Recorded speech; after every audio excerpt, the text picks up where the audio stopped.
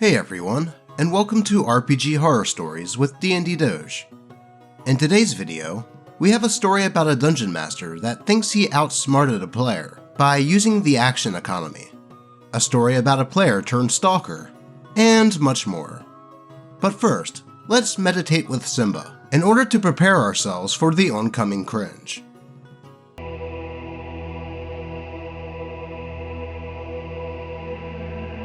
There we go. Now I think we are ready for some D&D horror stories. My dungeon master thinks turn-based combat isn't just a game mechanic, but something we actually do. By Reddit user MobileDay6192. So obviously, in-game turn-based combat is the only way to do things. If we didn't, we'd be screaming over each other like wild animals. During a time-sensitive mission, the Dungeon Master described a golem boarding a location that I wanted to enter. I split off from the party members, as my character often did, to breach the area. Don't worry, my party has a sending stone with my name on it. We knew the dungeon would begin to crumble when we took its treasure, so the party said they'd contact me when the process began. Insert a fight with a golem guarding a poison-filled stockpile that I wanted to enter. The party messaged me before I was done, and said the 10-minute timer had begun. Perfect. I have a scroll of Dimension Door, and this felt worth wasting it on. I was going to wait until the very last second. Well, the golem was described as getting weaker, and because its attacks rely on poison, to which I was immune, the fight wasn't going well for him. So he decided, on his turn, that he was gonna just do nothing. I laughed and began describing my turn, because doing nothing means that he's turn skipping. Though the Dungeon Master stopped me and began laughing as the golem, as he described that as long as he doesn't move, that they're both stuck there, as he doesn't plan on ending his turn. I asked what the canonical reason for me just sitting there and letting this happen was. The Dungeon Master then said, "Combat is turn-based. You can't escape outside of your turn," and said that this was the true trap of the golem, and then just moved on. I was confused about what was going on, as the Dungeon Master described, before I could contest, the temple falling apart. I rolled death saves, a nat 1 and a 7, and I was just dead, because apparently, this is like Pokemon. According to the Dungeon Master, my Yanti Poisoner is a polite little gentleman, taking his kindly patience and waiting for the golem he planned on killing and robbing to take his turn, being openly told that he doesn't plan on doing anything and still just standing there and waiting.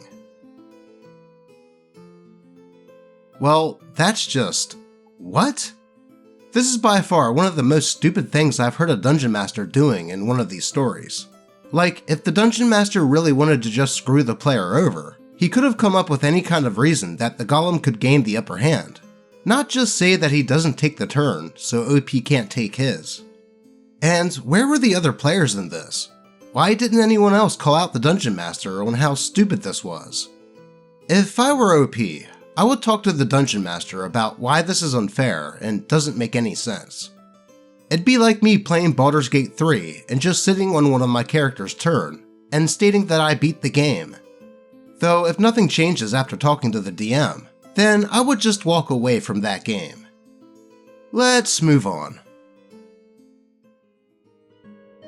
Game Master isn't a fan of short kings, I guess. By Reddit user Red Hot Owl. Consider this story a little palate cleanser from some of the truly horrific ones I've read on here recently. It's not something that I've lost sleep over, but I'd be lying if I said stuff like this doesn't make me hesitate to fully dive into the world of Dungeons & Dragons as a player. As most of you, I've been regularly no-lifing Baldur's Gate 3 ever since it came out in early access, and it sparked my interest in joining an actual D&D session. I figured that it would do me some good to broaden my social circle a little bit as well, since I've pretty much been talking to the same couple of people for the past 3 or 4 years now. Now, for someone like me, with chronic anxiety issues, Putting myself out there and actively looking for a group is already a huge step out of my comfort zone, coupled with the fact that, while I'm confident in my storytelling abilities, I'm still pretty green when it comes to game mechanics. I figured the easiest way to learn would be for me to just take the plunge and join a game. And so, I ended up finding a group on Discord that, on first glance, appeared to be exactly what I was looking for. Beginner friendly, primarily EU-based, LGBTQ friendly, and a good balance between combat and roleplay, all that good stuff. Not only that, but they were seemingly cool with teaching me as we went. With Session 0 scheduled for the upcoming weekend, the Game Master just asked that I pick a race, gave me a list of the still available classes, and told me to come up with a backstory. Since it's my first time, I decided not to overthink it, and just went with a Halfling Ranger. In chat, everybody was talking about how excited they were for the weekend, and discussing their characters. Most seemed to be playing some variation of an elf or some other conveniently attractive race. The reason why that's relevant is because when the Game Master asked me what I'll be playing, the reaction I got was completely different. Basically something along the lines of, "A halfling? Ew, why? They're fugly as hell." Mind you, this was the Game Master and owner of the server telling me this, not some other rando player.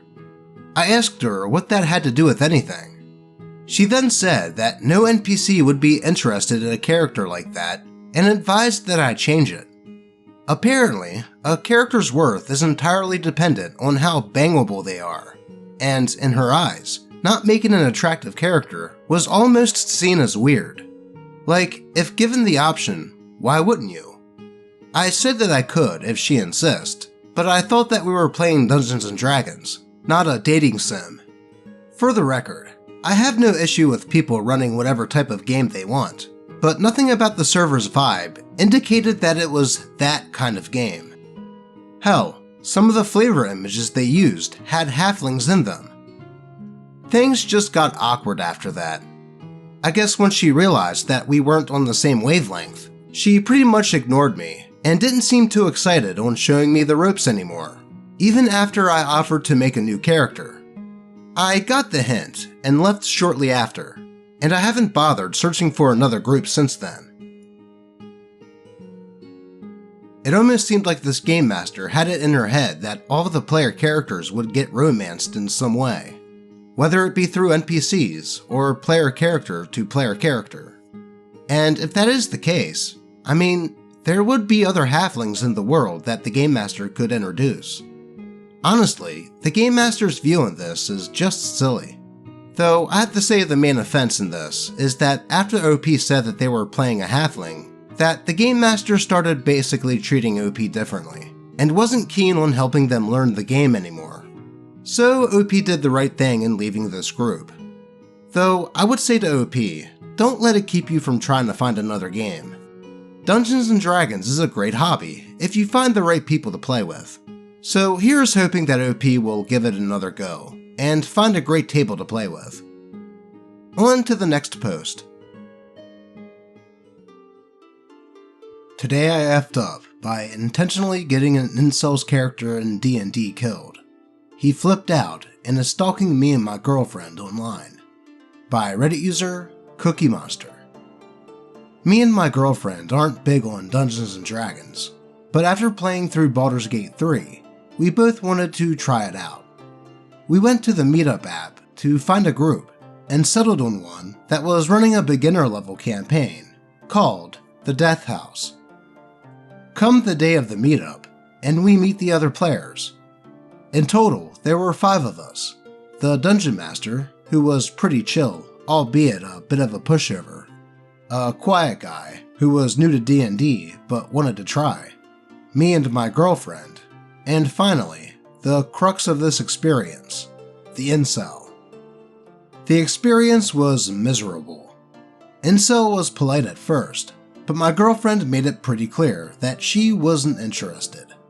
Incel took this as a challenge and started flirting with her character in the game. The whole situation was just super uncomfortable at the table. My girlfriend, bless her soul, was too introverted to tell him off. The Dungeon Master didn't stop it either, so I stepped up in telling him off. But he had the audacity to say that, "It's just a game, bruh." Things go too far when he got possessed by the ghost of a kid, who made him way more aggressive. Long story short, he got into a fight with everyone. He essentially essayed my girlfriend's character while ranting about, quote, females, always picking the wrong guy. The Dungeon Master did call him out on that, and I straight up killed his character on the grounds of him being too dangerous. But really, I was super pissed. The guy storms off from the table, and the campaign goes on for another hour, until the campaign lived up to its name, and Total Party killed us. The mood was thoroughly spoiled. After that, my girlfriend didn't want to try Dungeons & Dragons anymore. I was sad since I wanted to give it another shot with her, but I respected her decision. I thought that this was the end of it. That is until the incel started stalking us on LinkedIn, more so my girlfriend. The effing dumbass forgot that it lets you know when someone visits your page. My girlfriend is freaking out and is scared that he'll try to find out where we live. I tried assuring her that that won't happen, but internally, I'm not so sure. The guy managed to figure out her other handles online. He friend requested her once on LinkedIn and on Facebook, but for the most part, he hasn't done anything yet. TLDR, joined a DnD group. Incel hits on my girlfriend despite being told off. I get his character killed, and now he's stalking me and my girlfriend online.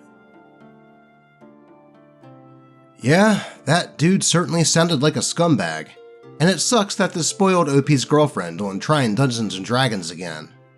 It is a bit creepy that the dude looked up OP and his girlfriend's socials, and even trying to friend request OP's girlfriend on multiple platforms. My advice would be to just block him, and hopefully it doesn't escalate into physical stalking. Though if it does get to that point, then I would say a restraining order might be a good thing to look into. Hopefully it doesn't get to that point, and hopefully OP's girlfriend will eventually give Dungeons & Dragons another chance. Perhaps try finding an online game, or just play a game with friends instead of strangers. Let's move on. Player quit after I refused to let him play with a character he rolled with cheat dice. By Reddit user Arcanus Ultra. Several years back, I took over a game from a friend of mine. He was extremely casual about everything, and he let the players get away with a lot. I suspected something was up when a player came up to me and said, "Hey, look at this character I rolled." The stats were 18, 18, 18, 16, 15, and 14.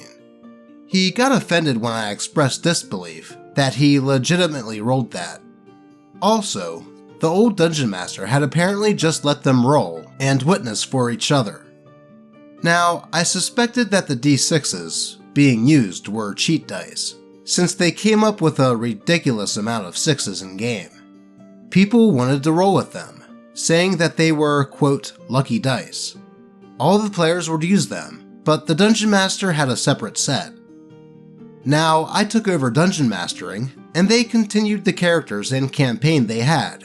But when it came time to start a new campaign, I expressed my dislike for the stat rolling systems, and said that after 9 years of Dungeon Mastering, I had decided to stick to point-buy systems only. I had many reasons for this, but the main one was the fairness. I didn't like one person having a better character than another, based on something as fickle as luck. As bummed as a few were, they all agreed, especially since I'd be allowing them the most points allowed.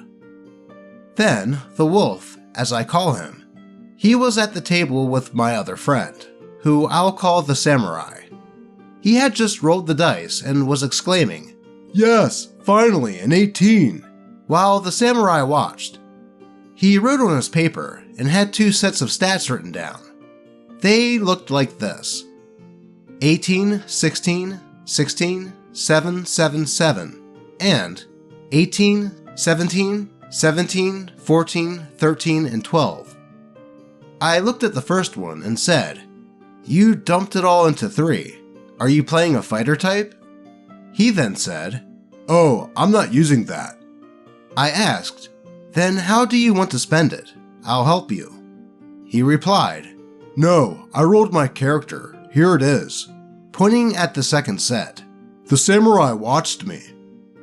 This was after I'd said that I wouldn't be allowing rolled characters, and that everyone, including him, had agreed. So I said, "I told you we were doing point buy." He responded, "I don't care. It's not enough. This is the character I rolled. The samurai watched me. This is what I'm using." I responded, "You can't play with that." He then retorted, "Either you let me play with this or I won't play." Needless to say, he didn't play in that campaign. While the wolf refused to play under me after that, we eventually did play together, but under the samurai in a homebrew Star Wars game that really was a hell of a lot of fun. When I started dungeon mastering early on, 3.5 was my first experience, and I gave the characters all kinds of stuff. Monster races, high stats, magic items galore. It was fun, temporarily, like playing a game with cheat codes. When I decided to run a more balanced style, weaning them off of it was hard. Oh, and it was confirmed to me that in the end, yes, they were cheat dice. Well, my first question is, why did Wolf roll 2 sets of numbers, and then point to the second better set and say that he was using those numbers? And my second question is, why did he roll when OP specifically said that they were going to be using point buy? In the end, it didn't really matter, since Wolf essentially kicked himself from the game after refusing to play by OP's rules on character creation. So I'd say the trash took itself out in this case. Let's move on. Family vacation results in my ghosting the campaign after character hijack. By Reddit user, Stalks Karen. This happened around 20 years ago. I was still young and fairly unlearned in the ways of the internet, and had just been introduced to the concept of Dungeons & Dragons via a 1st edition campaign that my dad ran for my family and a few friends. I had also become a semi-frequent member of a specific forum, and eventually I decided to try to get involved in another sort of forum game, the play-by-post role-playing section. The game I applied to was, in the spirit of The Hobbit, set up as a group of dwarves traveling from one location to another, with every player having their own reasons for traveling. The 2 main requirements for characters I remember are that they wanted every character to be male, because Lord of the Rings dwarves obviously protect their women and keep them all wrapped up in the home mountain protection. But 1 or 2 women would be okay if we had an excellent reason, and everyone had to have a reason to travel. I had the brilliant idea to apply as a young girl dwarf disguising herself as a rather young, to explain the lack of beard, boy, looking for clues to her brother's disappearance, and this was accepted. One of the few things I remember specifying was that, although she was a girl, she was very focused on finding her brother, and was absolutely not going to tell anyone, ever, that she was a girl at all, and was definitely completely uninterested in romance. I believe I even implied that she was angry at being treated differently for being born female, and so masquerading as male was a big plus for her. I honestly don't remember any details about the other players, besides the fact that I was playing the only girl, and all the others played a variety of ages of male dwarves. The campaign started, and we started off on our journey. I was one of the quieter players, since I hadn't actually considered where her story might actually go, but I had fun with what we did get done. Unfortunately, the campaign was rather slow, as forum play-by-post can be, and we ran into a pre-planned family vacation. I dutifully reported this, and was informed that I would have to allow them to run my character while I was gone. I agreed, and went off to travel across Canada. Early Alt's internet access being what it was, I didn't get an opportunity to look at the forum for a week, but I finally got access from my aunt's house, and logged into the forum. To my utter horror, I found that in that week, not only had whoever was running my character revealed to all her true sex, but she was now that character's girlfriend. I immediately closed the browser, left the computer, and never went back to the role-playing subforum again. This is a minor lie. I went back this year and confirmed that, yes, that forum does still exist, and that entire thread was completed and archived as every roleplay was, but I didn't get up the courage to click on it.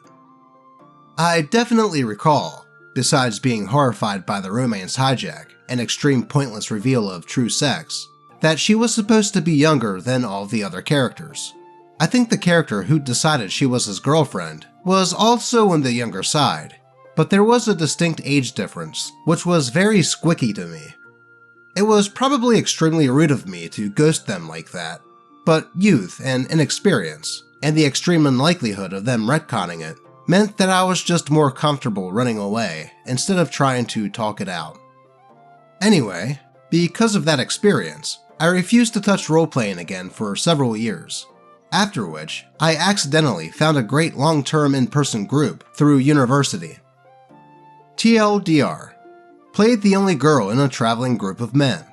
Had to hand over control during a vacation, managed a glimpse of it while on said vacation, and discovered she'd been hijacked into a romance I'd explicitly said no to, so I never returned.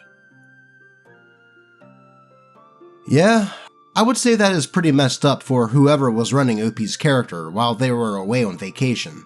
Revealing all of the character's secrets and having them get together with another player character was breaking a boundary.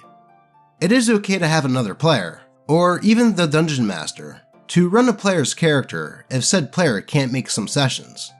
Heck, we've done it in the campaign I'm in. Though when you do, it is a big responsibility to A, not have the character do anything out of character, and B, try not to get said character killed. I don't blame OP for just not going back. If it was an in-person game, I would say that they should have told the others that they were leaving. But since it's a play-by-post game with strangers, the other players probably didn't see it as much of a big deal. At least OP did eventually get back into DnD. Though, what are your thoughts on this one? But that is all I have for you today. As always, I appreciate all of you, and may your games remain horror story free. Until next time.